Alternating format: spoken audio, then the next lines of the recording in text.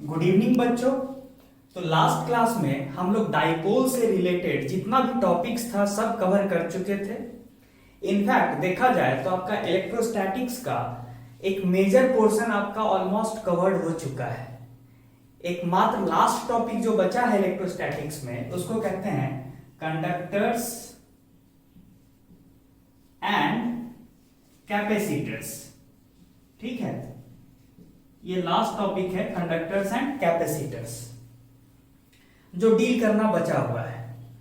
तो इस टॉपिक पे जाने से पहले, इससे पहले कि हम ये लास्ट टॉपिक को कवर करें, इस टॉपिक पे जाने से पहले एक मिसलेनियस टॉपिक है उसको डिस्कस कर देते हैं। पता चल जाएगा आपको कि क्या डिस्कशन होगा।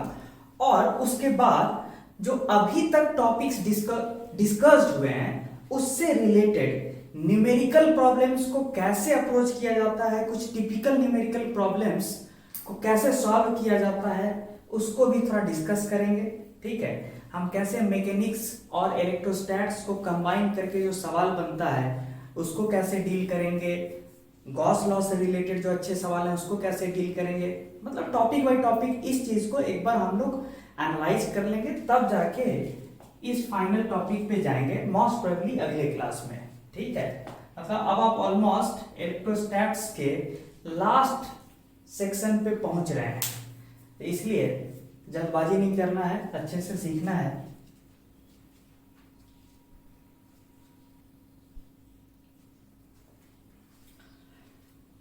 हम लोग पहले एक बार पढ़ चुके हैं कि जब एक सिस्टम ऑफ चार्जेस रहता है, मान लीजिए सिस्टम ऑफ चार्जेस, तो इस सिस्टम ऑफ चार्जेस से एसोसिएटेड एक पोटेंशियल एनर्जी भी रहता है। Associated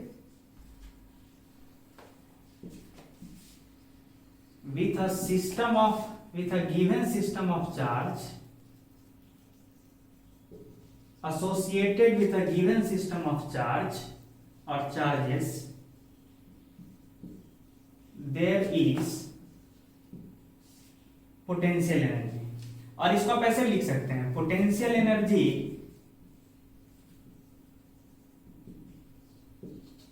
is associated with a given system of charges. ये तो होता ही है कि एक सिस्टम ऑफ चार्ज दिया हुआ है, तो इस चार्जेस की वजह से, सिस्टम ऑफ चार्जेस की वजह से पोटेंशियल एनर्जी स्टोर्ड है। कहां स्टोर्ड है? Where is this potential energy stored? Where is this potential energy stored? अगला सवाल ये बनता है, तो इसका जवाब भी हम लोग दे चुके थे कि this energy is stored in, this energy is stored in the surrounding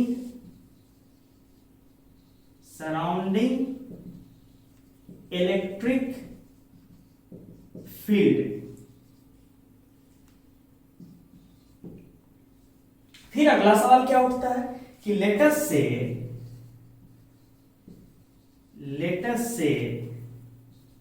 that we know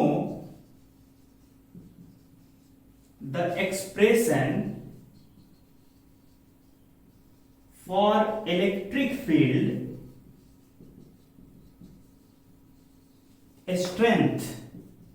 Let us say that we know the expression for electric field strength at each and every point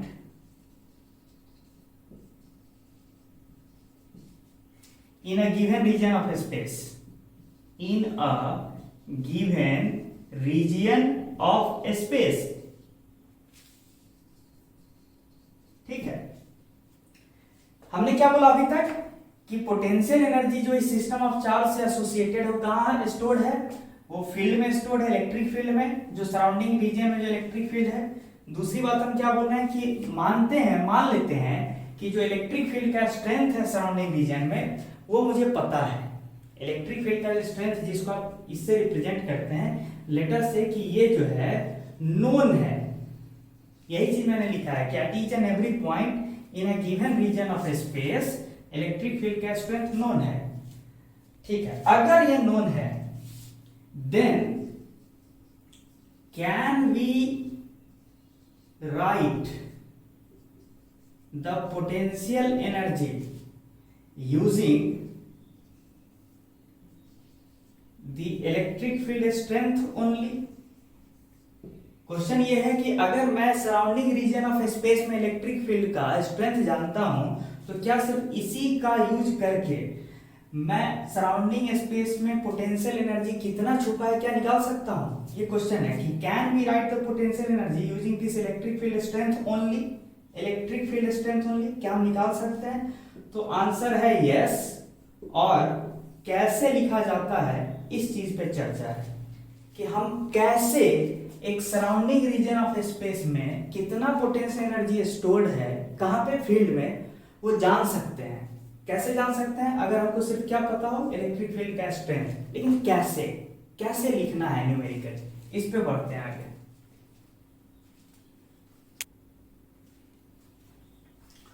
तो let us से corresponding to this system of charge at this point electric field strength is E vector। ठीक है, इस given system of charge की वजह से इस point पे इलेक्ट्रिक फील्ड का स्ट्रेंथ कुछ है E वेक्टर E। तो मैं जानना चाहता हूं कि ये जो गिवन पॉइंट P है इसके आसपास एक छोटा सा जो वॉल्यूम है, छोटा सा वॉल्यूम dV, छोटा सा वॉल्यूम को मैं क्या बोल रहा हूं dV। ठीक है, इनफैक्ट आप dV ना बोल के क्या बोल सकते हैं d, ऐसे वाला सिंबल। ये क्यों दे रहे हैं आपको समझ में आ जाएगा। ये सिंबल किसके लिए है? For very small volume. तो मेरा क्वेश्चन है कि इस गिवन सिस्टम ऑफ चार्ज की वजह से पॉइंट P पे इलेक्ट्रिक फील्ड का स्ट्रेंथ पता है और मैं जानना चाहता हूं कि उस पॉइंट P के आसपास जो एक छोटा सा वॉल्यूम है, ये dV या d न्यू बोल दीजिए जो बोलना है, इस छोटे से वॉल्यूम में dV वॉल्यूम में कितना एनर्जी स्टोर्ड है। इस छोटे से वॉल्यूम में कितना एनर्जी स्टोर्ड है? क्यों? क्योंकि यहाँ पे इलेक्ट्रिक फील्ड है और इलेक्ट्रिक फील्ड जहां होता है वहीं पे एनर्जी स्टोर्ड होता है। तो मैं जानना चाहता हूं इस छोटे से वॉल्यूम में dV वॉल्यूम में कितना एनर्जी स्टोर्ड है।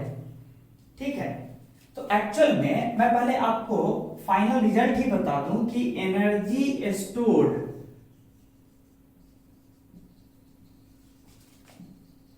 in a given volume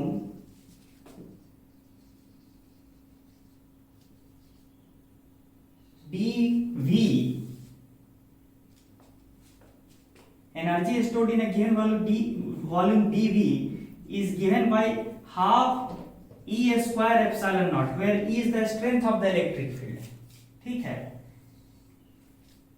मतलब कि इंटू dV, मतलब कि half E square epsilon not into dV क्या दे रहा है? एनर्जी और फिर potential energy stored in the electric field. ठीक है, और कहां पे? छोटे से वॉल्यूम dV में।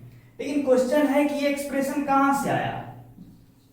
वेयर डज दिस एक्सप्रेशन कम? ये तो समझ में आ गया कि इलेक्ट्रिक फील्ड का स्ट्रेंथ पता होगा ना किसी पॉइंट P पे, तो आराम से हम उस पॉइंट P पे छोटे से वॉल्यूमेट्रिक रीजन में कितना एनर्जी स्टोर्ड है लिख तो सकते हैं, ये रहा। लेकिन मेरा क्वेश्चन है कि ये एक्सप्रेशन आया कहां से? वेयर डज दिस एक्सप्रेशन कम? अगर आप सिलेबस पॉइंट ऑफ व्यू से बोलिए तो ये तो पढ़ना है आपको, ये जो अभी चला है एक्सप्रेशन ये आपके सिलेबस में है, this is with in syllabus, but इसका प्रूफ जो है आपके सिलेबस में नहीं है कि क्यों एक छोटे से वॉल्यूम dV में एनर्जी स्टोर्ड इन इलेक्ट्रिक फील्ड कितना है? Half E square epsilon not into dV। ऐसा क्यों आया ये आपके सिलेबस में नहीं है, लेकिन ये चीज पढ़ना है। लेकिन आपके मन में जिज्ञासा होगा, इसके लिए हम क्या करेंगे? हल्का सा हिंट देंगे कि ये आया कहां से। ठीक है, जहां तक समझ में आए ठीक है, ये चीज इंपॉर्टेंट है, ये जरूर याद रखिएगा। इसके बाद जो भी आपको समझ में आए ठीक है, नहीं समझ में आए कोई इशू नहीं है। ठीक है, मेरे हिसाब से बहुत हद तक आपको समझ में आ जाएगा। ठीक है,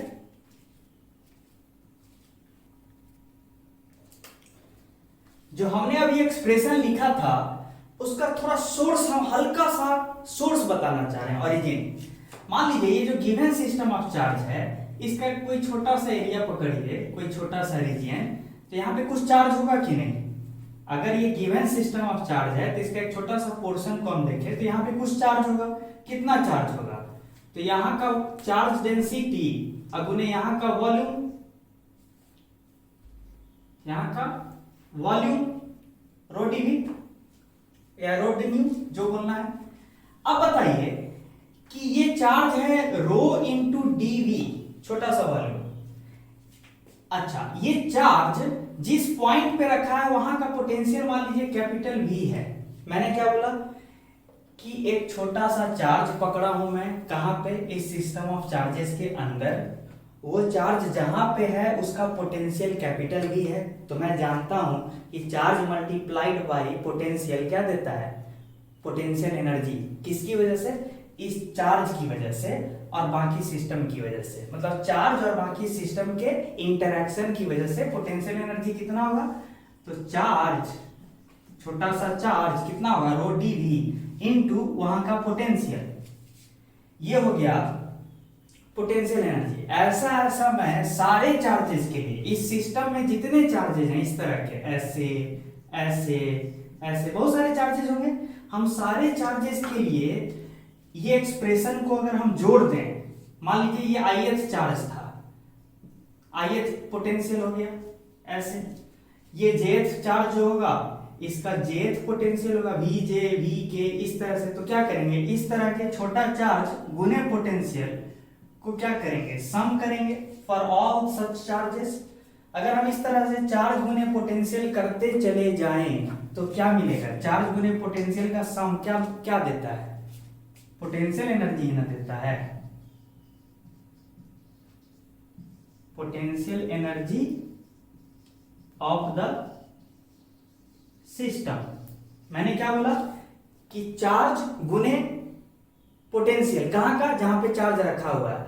ये कर देंगे तो मुझे मिलेगा potential energy due to interaction between that small charge and remaining charge. लेकिन ऐसा हरकत तो पूरे सिस्टम के अंदर हो रहा है, तो मैं ये ऐसे टर्म्स को पूरे सिस्टम पे ऐड करूंगा।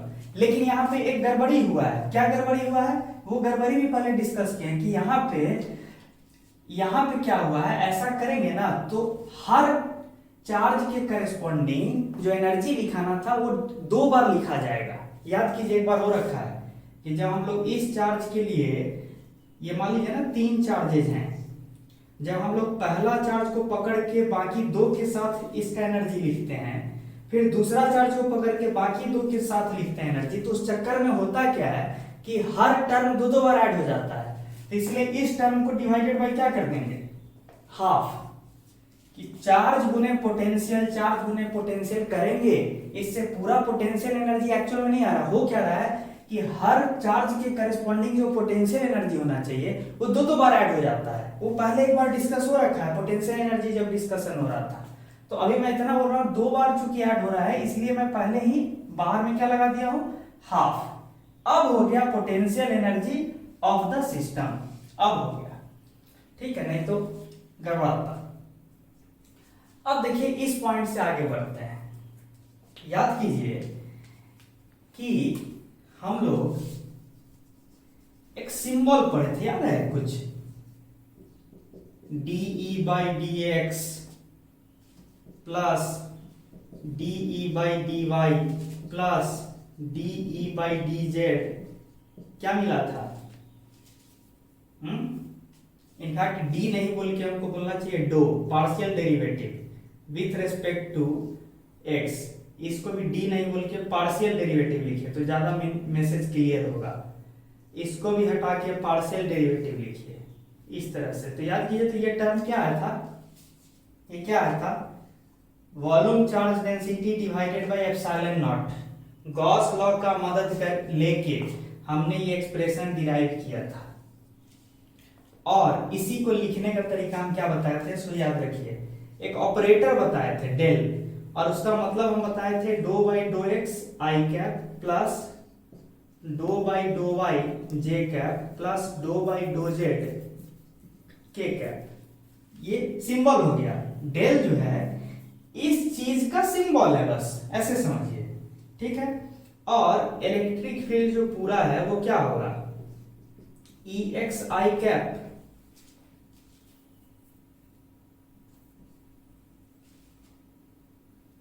Plus E Y J cap plus E Z K cap. और यहाँ पे डो ई एक्स बाई डो एक्स होना चाहिए, यहाँ पे डो ई वाई बाई डो वाई होना चाहिए, यहाँ पे डो ई जेड बाई डो जेड होना चाहिए। ठीक है, ये होना चाहिए। तो मेरा कहना है कि ये जो टर्म है जिसको हम ब्रैकेट में रखे हैं, इसको हम ऐसे भी तो लिख सकते हैं, del dot total electric field, symbolically देखे ना, डेल ये वाला टर्म है, डॉट इलेक्ट्रिक फील्ड, तो डेल डॉट ई कीजिएगा तो क्या होगा, I cap dot I cap 1 del E X by del X del E Y by del Y del E Z by del Z, यही ना होगा। उसी को सिंबॉलिकली इसे छोटे में लिख दिए हैं, तो ये क्या हो गया, रो बाई एप्सिलॉन नॉट। ठीक है, तो ये सिर्फ फैंसी वर्ड्स है, इस लंबे चौड़े स्टेटमेंट को छोटा में लिखने का फैंसी तरीका हो गया। अब बताइए, यहां से साफ साफ दिख रहा है कि डेंसिटी जो है, वॉल्यूम चार्ज डेंसिटी, वो कितना है, del dot E into epsilon not. यहां देखिए इसका यूज पड़ा है, वॉल्यूम चार्ज डेंसिटी ऊपर में है ना, तो हम वहां पे लिखेंगे,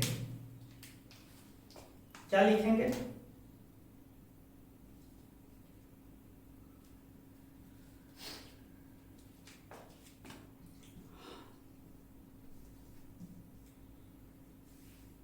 पोटेंशियल एनर्जी बराबर half summation of, in fact summation को आप इंटीग्रेशन साइन से भी रिप्लेस कर सकते हैं। ठीक है, रो रो के बदले क्या लिखेगा, del dot E epsilon not, ये रो के बदले है, इनटू छोटा सा वॉल्यूम डीवी इनटू पोटेंशियल। ठीक है, ये जनरलाइज कर दिए, ith टर्म हटा के एक जनरल एक्सप्रेशन लिख दिए, और इस तरह के सारे टर्म्स को जोड़ना है। ठीक है, ताकि सारा चार्ज कवर हो जाए। अब अगला स्टेप क्या होगा, ये तो सिंबल हो गया। तो एक चीज याद रखिए प्रॉपर्टी की तरह कि del dot any scalar F into any vector A जो होता है, वो जो है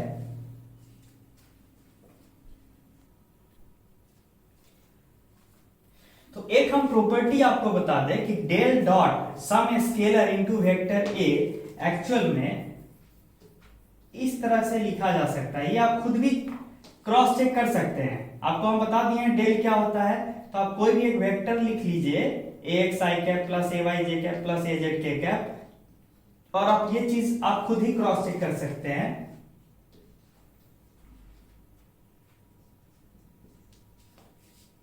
ये प्रॉपर्टी मैं आपको बता रहा हूं, आप खुद भी क्रॉस चेक कर सकते हैं, एलएचएस आरएचएस अलग से लिख के, और आप ये काम कर सकते हैं। डेल का मतलब क्या होता है ये हम बता दिए। तो हम ये बताएं, क्यों बताएं, सो देखिए यहां पे डेल डॉट वेक्टर ई है, और बाहर एक स्केलर है कैपिटल वी। ये कैपिटल वी क्या है, पोटेंशियल है। ठीक है, और ये वेक्टर ई क्या है, एक वेक्टर है। तो यहां पे देखिए वेक्टर ए के बदले वेक्टर ई लिखिए, और एफ के बदले पोटेंशियल लिखिए, तो क्या होगा, v del dot E plus del v dot E. ठीक है, इसका मतलब तो यही हुआ। अच्छा, हमको क्या चाहिए, डेल डॉट वेक्टर ई चाहिए, यहां है डेल डॉट वेक्टर ई और del dot vector E into potential, तो यही टर्म चाहिए ना। ये क्या हो गया, del dot vector E into potential कितना हो गया, del dot V E minus del V dot vector E, ये हो गया। ये चीज हम यहां लिखने जा रहे हैं यहां पे। तो देखिए क्या होगा, हाफ एप्सिलॉन नॉट को तो बाहर ले आइए, अंदर में क्या है, डेल डॉट वी ई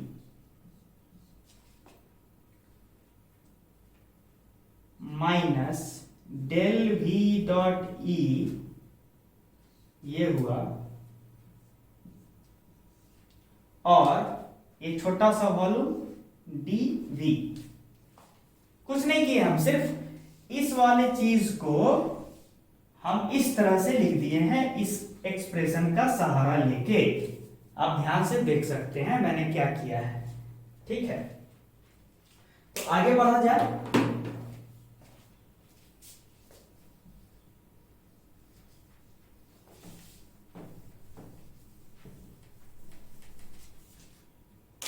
आगे बढ़ा जाए, देखिए तो कितना है बात निकल के, अलग अलग कर लीजिए। Half epsilon not into del dot V E D small V, ये वॉल्यूम के लिए है, minus epsilon not by 2 del V dot vector E into small volume D we.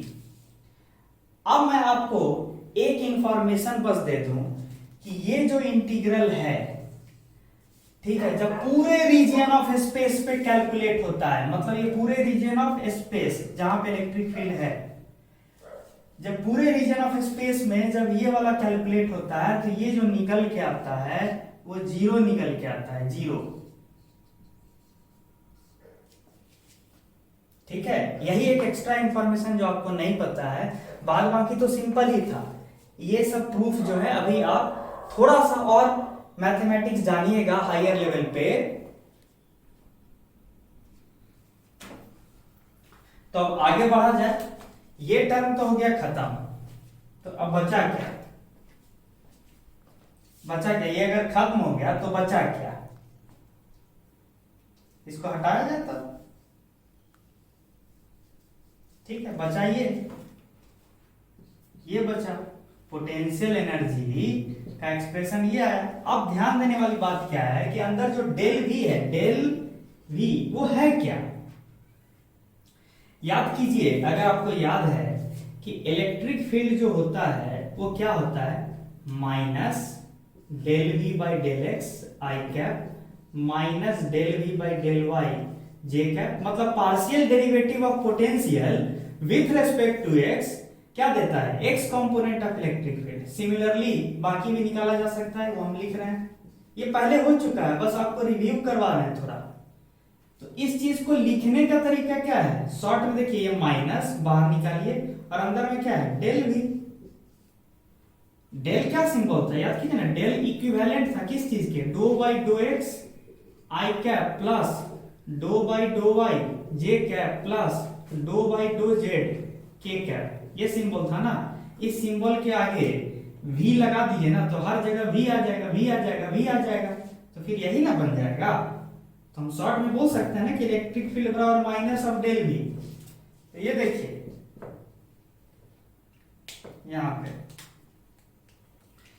ये माइनस साइन को अंदर भेजिए ऐसे, तो माइनस डेल वी तो इलेक्ट्रिक फील्ड हो गया, तो बचा क्या, electric field strength dot electric field strength into small volume DV. Same vector का सेम वेक्टर के साथ डॉट प्रोडक्ट लेने पे क्या मिलता है, उसके मैग्नीट्यूड का स्क्वायर, ठीक है, और ये क्या है, छोटा सा वॉल्यूम। तो क्या पता चला कि एक गिवन डिस्ट्रीब्यूशन ऑफ चार्ज की वजह से कोई एक पर्टिकुलर लोकेशन P है मान लीजिए, और यहाँ पे इस पॉइंट P में P के आसपास एक छोटा सा वॉल्यूम है dV, और यहाँ इलेक्ट्रिक फील्ड स्ट्रेंथ है E। तो यहाँ पे स्टोर्ड एनर्जी जो है half E square epsilon not into dV है, ये मैंने बोला था, ठीक है, कि इलेक्ट्रिक फील्ड में स्टोर्ड एनर्जी इतना है, वो चीज मैंने आपको दिखाया करके कि इलेक्ट्रिक फील्ड में स्टोर्ड एनर्जी इतना है। ये समेशन इसलिए है कि ऐसा ऐसा छोटा छोटा वॉल्यूम तो थ्रू आउट स्पेस है, और इलेक्ट्रिक फील्ड स्ट्रेंथ हर जगह कुछ ना कुछ है, तो फिर तो हर इस तरह के छोटे छोटे वॉल्यूम में जो इलेक्ट्रिक फील्ड स्ट्रेंथ की वजह से हर जगह एनर्जी स्टोर्ड है, हर जगह। इसीलिए सारे एनर्जी को जोड़ देंगे तो total potential energy of the given system of charge मिल जाएगा। तो ये थोड़ा सा आपको हम कोशिश किए हैं कि आउट ऑफ द सिलेबस जो चीज था उसको आपके मोरलेस अंडरस्टैंडिंग लेवल पे लाने के लिए। अगर ये बात नहीं भी समझ में आ रहा तो कोई इशू नहीं है, ये चीज जरूर याद रखिए, ठीक है। उसका एप्लीकेशन बताते हैं।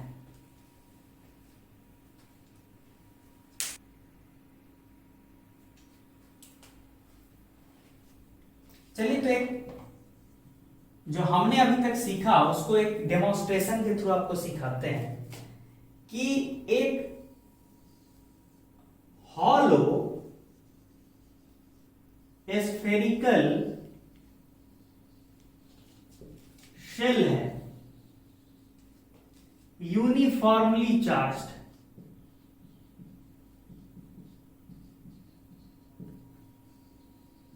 और टोटल चार्ज कितना है, कैपिटल क्यू, ठीक है। हमको मन है, अब चूंकि ये हॉलो स्फेरिकल शेल पे चार्ज है तो चारों तरफ बाबू इलेक्ट्रिक फील्ड भी होगा इस तरह से, ठीक है। ये रहा इलेक्ट्रिक फील्ड, रहा इलेक्ट्रिक फील्ड। अच्छा, लेकिन आप तो जानते हैं कि इलेक्ट्रिक फील्ड में एनर्जी स्टोर्ड होता है, ठीक है। कितना एनर्जी स्टोर्ड है मुझे जान, और एक बात आपको और पता होना चाहिए कि uniformly charged hollow spherical shell के अंदर अंदर इनसाइड इलेक्ट्रिक फील्ड का स्ट्रेंथ क्या होता है, 0। इलेक्ट्रिक फील्ड स्फेरिकल शेल के बाहर ही एग्जिस्ट करता है, ठीक है। अब एक बात और आप जानते हैं कि electric field due to spherical shell का बिहेवियर कैसा होता है, पॉइंट चार्ज की तरह। मतलब अगर ये सेंटर है तो इससे एक r डिस्टेंस पे जो इलेक्ट्रिक फील्ड का स्ट्रेंथ होगा वो होगा kq/r²। क्यों? हमने प्रूफ किया था एक बार कि हॉलो स्फेरिकल शेल का बिहेवियर आउटसाइड पॉइंट्स के लिए एक पॉइंट चार्ज की तरह होगा, और पॉइंट चार्ज को कहां रख सकते हैं, सेंटर पे। पॉइंट चार्ज का स्ट्रेंथ क्या होना चाहिए, जो चार्ज शेल पे है वही चार्ज यहां मान लीजिए। ये सब हो रखा है। अब आप बताइए कि यहां पे इलेक्ट्रिक फील्ड का स्ट्रेंथ ये है, मुझे जानने का मन है कि इस पूरे रीजन ऑफ स्पेस में कहां से कहां तक, जहां से इलेक्ट्रिक फील्ड शुरू हुआ है, फील्ड का स्ट्रेंथ जहां से नॉन जीरो है, कहां से नॉन जीरो है, कैपिटल आर से थोड़ा आगे से लेके अप टू इंफिनिटी तक जाएंगे तो कुछ ना कुछ इलेक्ट्रिक फील्ड मिलेगा, तो वहां कुछ ना कुछ एनर्जी भी स्टोर्ड होगा। तो टोटल एनर्जी कितना स्टोर्ड है वो जानना है मुझे, तो चलिए निकालते हैं।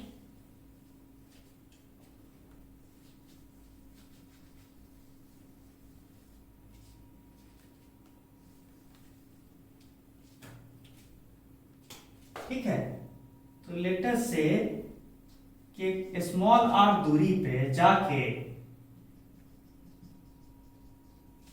ध्यान दीजिएगा हमने क्या किया है,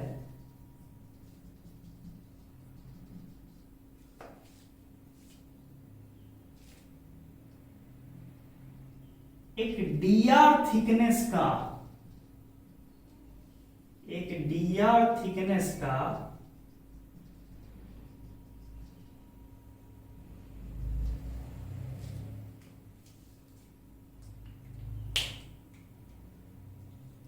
वॉल्यूम लिया है, ठीक है।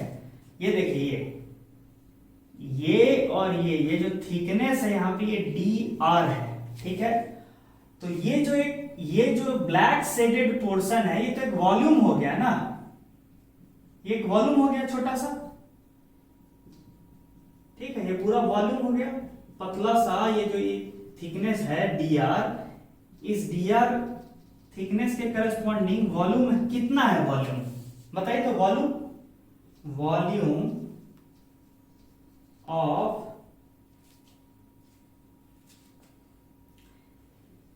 द इमेजिनरी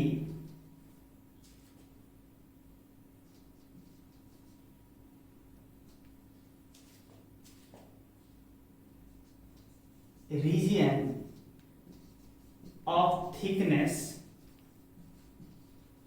dr, ये जो ब्लैक शेडेड वॉल्यूम है इसका मैग्नीट्यूड क्या है, तो कैसे करेंगे, surface area of this black shaded portion गुने thickness will give me volume of this black shaded region. ठीक है, तो ब्लैक शेडेड रीजन का ये वॉल्यूम है।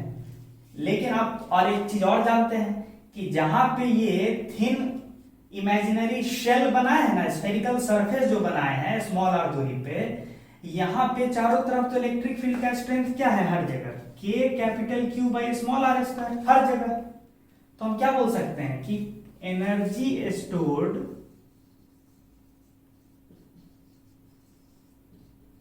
इन the given infinitesimal volume. Infinitesimal का मतलब होता है बहुत नेग्लिजिबल, एक बहुत कम, इनफाइनाइटेसिमल वॉल्यूम। और गिवन बोले हैं, गिवन क्यों? क्योंकि जिस वॉल्यूम को हम दिखाए हैं शेड करके उसके बारे में चर्चा कर रहे हैं। तो वहां कितना एनर्जी स्टोर होगा? तो क्या बोले थे, हाफ इंटू इलेक्ट्रिक फील्ड के मैग्नीट्यूड का square into epsilon naught into volume, छोटा सा जो वॉल्यूम है उसका वैल्यू कितना है, तो पूरा वैल्यू लिखे हाफ इंटू इलेक्ट्रिक फील्ड ये रहा उसका स्क्वायर, तो K Q by small R square का square into epsilon naught into इस ब्लैक शेडेड पोर्शन का वॉल्यूम, इमेजिनरी जो ये वॉल्यूम हम बनाए हैं उसका मैग्नीट्यूड कितना है वॉल्यूम का, तो 4 pi small R square D R. लेकिन ऐसा ऐसा पतला पतला वॉल्यूमेट्रिक रीजन तो राइट अप टू इंफिनिटी है, तो ऐसे ऐसे हर छोटे छोटे वॉल्यूम में तो इलेक्ट्रिक फील्ड है ना, और वहां एनर्जी स्टोर होगा, कितना है वो है। अब इसको वैल्यू लिख लीजिए, K square capital Q square by 2 R की power 4 epsilon naught 4 pi small R square D R. ये कितना आएगा, 2 K square capital Q square epsilon naught pi by R square D R. ठीक है,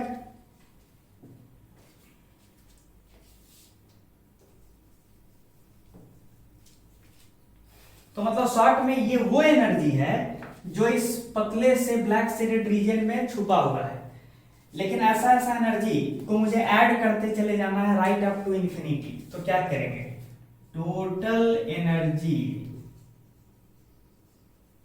stored in the electric field या फिर surrounding electric field बराबर सम करेंगे, कितना होगा ये देख लीजिए, 2 capital K square Q square epsilon naught pi, ये सब को बाहर लाइए, और 1 by R square D R को इंटीग्रेट करेंगे। कहां से, इलेक्ट्रिक फील्ड कहां से एग्जिस्ट करना शुरू किया था, कैपिटल आर से कहां तक ले जाएंगे, इंफिनिटी तक। ये सम होके आएगा कितना, ये देखिए, ठीक है, ये सम होके कितना आएगा, तो ये आपका आ गया 2 capital K square Q square epsilon naught pi और 1 बाई स्मॉल आर स्क्वायर का इंटीग्रेशन होता है -1 बाई आर, और कहां से कहां तक वैल्यू रखेंगे, कैपिटल आर से इंफिनिटी तक। तो ये कितना निकल के आएगा, 2 capital K square capital Q square epsilon naught pi into short में बोलिए ना इंटू 1 बाई आर। अब थोड़ा सा इसको सिंप्लीफाई कर देते हैं कि टोटल एनर्जी आया कितना, एनर्जी आया कितना, एक के के बदले 1 बाई 4 पाई एप्सिलॉन नॉट लिख दीजिए, 2 K by 4 pi epsilon naught into Q square into epsilon naught pi. ये देखिए हम क्या लिखे, एक के जो है ना यहाँ पे के स्क्वायर है, तो एक के बदले हम 1 बाई 4 पाई एप्सिलॉन नॉट लिखे, तो इससे हुआ क्या, epsilon not cancel out, pi pi cancel out, और 2 और 4 में हाफ बचेगा, तो बचा क्या, और अच्छा नीचे कैपिटल आर भी था, तो बचा क्या, K capital Q square by 2 R इस एक्सप्रेशन को देख के कुछ याद आ रहा है? ये वो एक्सप्रेशन है जो आप किसी समय में इस स्फेरिकल शेल का क्या निकाले थे? Self energy. याद कीजिए, self energy of a spherical shell of radius capital R and charge capital Q क्या निकल के आया था? K capital Q square by 2R। और सेल्फ एनर्जी क्या था? Amount of energy that must be invested by an agent to build such spherical distribution of charge. ऐसा बनाने के लिए एक एजेंट को कितना एनर्जी खपत करना होगा? तो वो आया था KQ स्क्वायर बाई 2R। और देखिए अभी जो फील्ड में एनर्जी स्टोर्ड आया है वो KQ स्क्वायर बाई 2R आया है। तो ये ऑब्वियस है ना कि जो एजेंट एनर्जी इन्वेस्ट किया था वही एनर्जी तो जाके कहाँ स्टोर हो गया था? इलेक्ट्रिक फील्ड में। इसीलिए वही एग्जैक्ट वैल्यू आया है। ये सब भी समझने वाली बात है।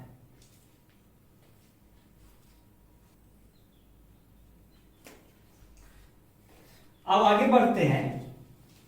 अब एग्जाम्पल के तौर पे हम सॉलिड यूनिफॉर्मली चार्ज्ड स्फीयर लेते हैं। सॉलिड यूनिफॉर्मली चार्ज्ड स्फीयर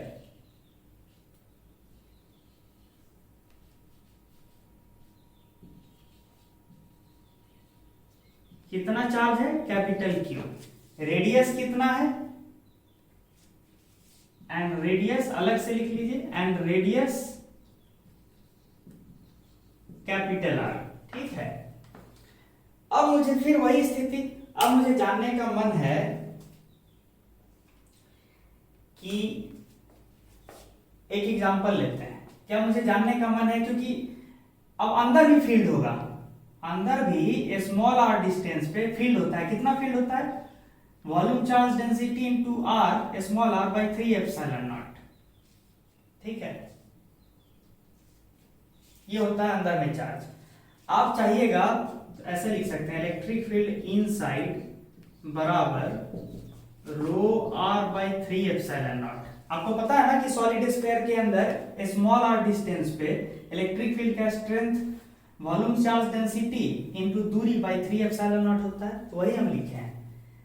अब वॉल्यूम चार्ज डेंसिटी तो अभी आपको दिया नहीं है, तो आप खुद उसको कन्वर्ट कर सकते हैं। वॉल्यूम चार्ज डेंसिटी देखिए क्या होगा, total charge divided by volume कितना हो गया? 4/3 pi capital R Q into small R by 3 epsilon not.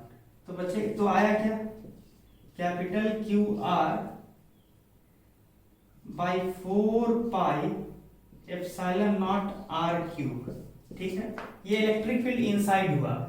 Similarly electric field outside the spherical region क्या होगा? स्फेरिकल बॉडी कितना होता है? तो पॉइंट चार्ज की तरह बिहेव करता है आउटसाइड रीजन में। आउटसाइड रीजन के लिए ये यूनिफॉर्मली चार्ज जो स्फीयर है ये पॉइंट चार्ज की तरह बिहेव करता है। तो ऐसे लिखेंगे, कब? जब स्मॉल आर की दूरी कैपिटल आर से बड़ा हो। और ये कब है? जब स्मॉल आर की दूरी कैपिटल आर से छोटा हो। तो इलेक्ट्रिक फील्ड का स्ट्रेंथ हम जानते हैं। हम चाह रहे हैं कि टोटल इलेक्ट्रिक जो पूरा जो फील्ड है उसमें टोटल एनर्जी कितना स्टोर्ड है। तो कैसे लिखेंगे? Total energy stored in the electric field due to the solid sphere। ये जो यूनिफॉर्मली चार्ज सॉलिड स्फीयर है वो कितना आएगा इसकी वजह से टोटल एनर्जी है। टोटल एनर्जी मतलब जहां जहां इलेक्ट्रिक फील्ड है वहां वहां एनर्जी होगा। तो हमको सारा उस तरह का एनर्जी को जोड़ना होगा। तो क्या लिखेंगे कि जीरो ओरिजिन से लेके पहले कैपिटल आर तक इलेक्ट्रिक फील्ड का एक्सप्रेशन अलग है। तो जीरो से लेके मतलब सेंटर से लेके सरफेस तक जो एनर्जी स्टोर्ड है उसको पहले अलग से कैलकुलेट करना होगा। कैसे? तो हाफ,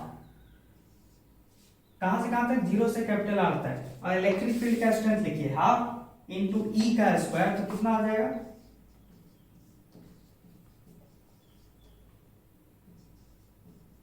हाफ इंटू ई का स्क्वायर इंटू एप्सिलॉन नॉट। और अंदर में अगर पतला सा पट्टी लीजिएगा ना वॉल्यूम का, पतला सा इस तरह का, इस तरह का पट्टी लीजिएगा वॉल्यूम का, तो कितना होगा इसका volume? Magnitude wise 4 pi small R square D R, फिर स्मॉल आर दूरी हो गया और ये डी आर जो है थिकनेस हो गया, ठीक है। और इसी पतले से वॉल्यूम में इतना एनर्जी स्टोर्ड है और उस तरह के एनर्जी को जोड़ दिए हैं from 0 to surface capital R तक। लेकिन ये पूरा एनर्जी तो नहीं है ना, बाहर भी तो इलेक्ट्रिक फील्ड है सरफेस के बाहर, उसको भी तो वहां भी तो एनर्जी स्टोर्ड है। तो उसके लिए लिखिए plus half E square epsilon not into, फिर वही राम कहानी, अब दोबारा ये सब लिखने की जरूरत नहीं है, फिर वही राम कहानी फ्रॉम कैपिटल आर से इंफिनिटी, ठीक है। अब ध्यान देने वाली बात है,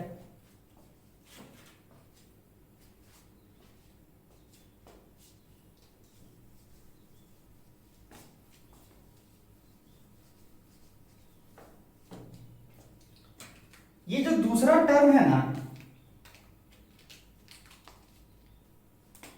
ये जो दूसरा टर्म है ना, ये आप हॉलो स्फेरिकल शेल के लिए भी तो ये टर्म आया था ना ये, और इसका वैल्यू क्या निकल के आया था, के क्यू स्क्वायर बाई 2r, ठीक है।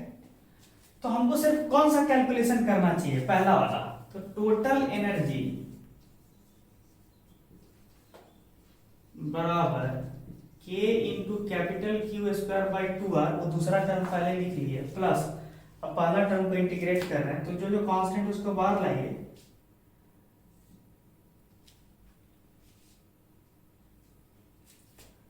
बाई कितना आ जाएगा 4 2 इंटू 4 पाई एप्सिलॉन नॉट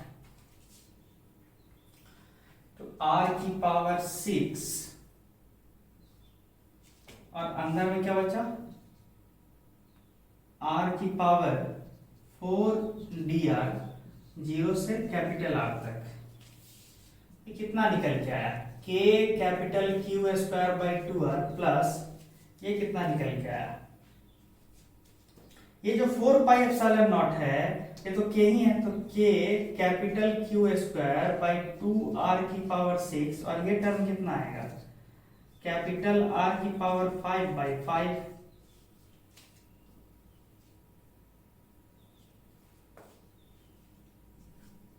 कितना निकल के आया ये के Q square by 2r common लीजिए 1 प्लस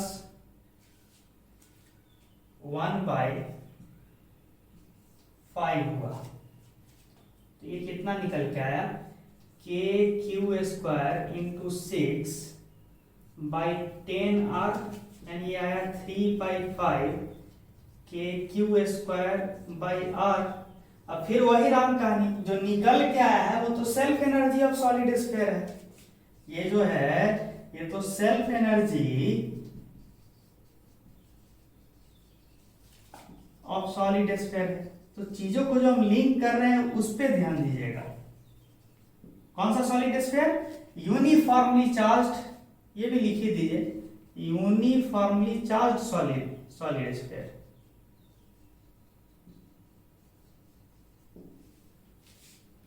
ये हो गया। इस तरह से आपको एक इंफॉर्मेशन दिए कि how to calculate electric field, how to calculate energy stored in the electric field.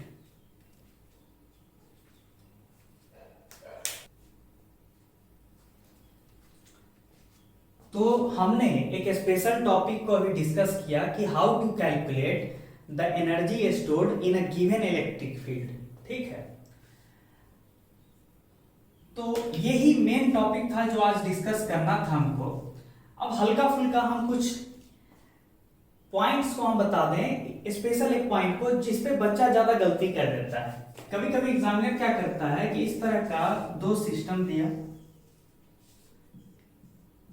मान लीजिए ये सॉलिड स्फीयर है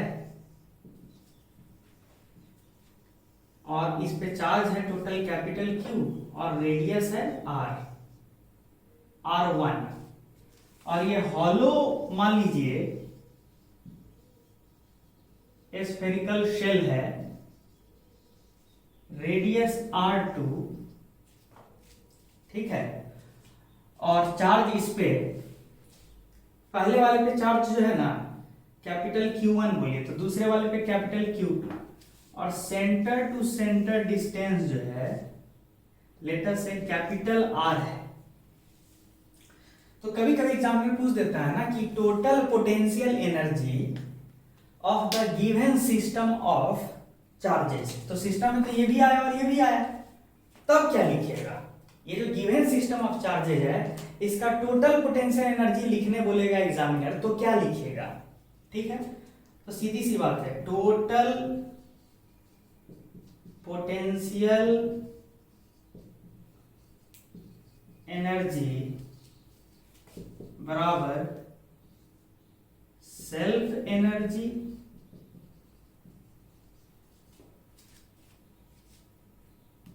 ऑफ सॉलिड स्फीयर, क्योंकि सेल्फ एनर्जी भी एक तरह से पोटेंशियल एनर्जी है, याद कीजिए, plus self energy of hollow shell plus interaction energy of both the charges या बोथ द चार्जेस।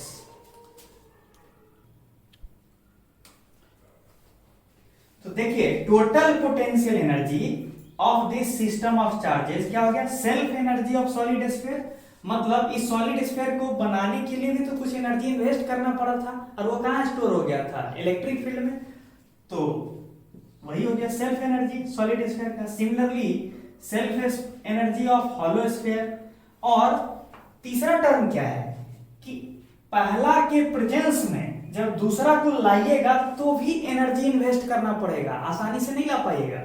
पहला के प्रेजेंस में दूसरा को जब कोई एजेंट लाता है तो उसको एनर्जी इन्वेस्ट करना होता है, वही जो इन्वेस्टेड एनर्जी है वो कहां पे स्टोर हो जाता है? इंटरैक्शन पोटेंशियल एनर्जी, और इनफैक्ट वो होता कहां पे स्टोर है? इलेक्ट्रिक फील्ड में ही स्टोर होता है।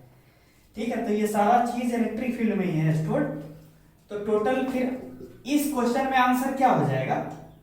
ये टोटल पोटेंशियल एनर्जी वाला टर्म जो है कितना होगा इस क्वेश्चन के लिए? तो self energy of solid sphere कितना होता है अभी निकालते हैं, 3/5 KQ1 square by R1 plus hollow sphere का interaction energy KQ2 square by 2R2 plus एक के प्रेजेंस में दूसरा को लाने में जो वर्क करना होगा, मतलब ये दोनों के इंटरैक्शन की वजह से जो पोटेंशियल एनर्जी है वो क्या होगा? KQ1 Q2 बाई दोनों के बीच का सेपरेशन R। बोले कैसे भाई? ये सॉलिड स्फीयर किसकी तरह बिहेव करेगा? पॉइंट चार्ज की तरह। और ये हॉलो स्फीयर भी बाहरी पॉइंट्स के लिए किसकी तरह बिहेव करेगा? पॉइंट चार्ज की तरह, Q2 Q1, और दोनों के बीच का दूरी कितना है? Capital R।